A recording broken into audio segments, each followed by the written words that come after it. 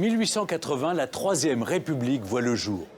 Pour commémorer la prise de la Bastille et la fête de la Fédération, le 14 juillet devient officiellement la fête nationale de la France. Une grande cérémonie militaire est organisée où chaque régiment reçoit ses nouveaux drapeaux. Pendant 34 ans, ce défilé va se dérouler au Bois de Boulogne, à la lisière de Paris, plus précisément sur l'hippodrome de Longchamp qui offre toute la place nécessaire aux soldats et aux chevaux pour manœuvrer. Des milliers d'hommes sont mobilisés. Dans les tribunes, on apprécie particulièrement les charges de cavalerie. Le défilé doit montrer le redressement militaire de la France et la puissance de son empire colonial.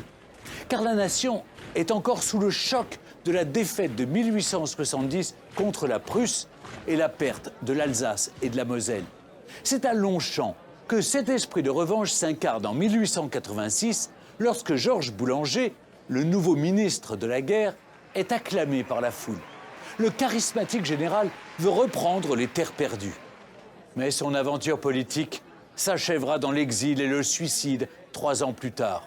En 1914, c'est toujours à Longchamp que se déroule le défilé devenu une tradition. Alors que la menace de la guerre grandit chaque jour, la foule pique-nique sur les pelouses sous un ciel sans nuages. Le public applaudit les bataillons cyclistes qui défilent avec leurs nouveaux vélos démontables. Le clou du spectacle a lieu dans les airs avec les grands dirigeables, accompagnés des avions de reconnaissance qui commencent à se développer. Mais les Français sont inquiets.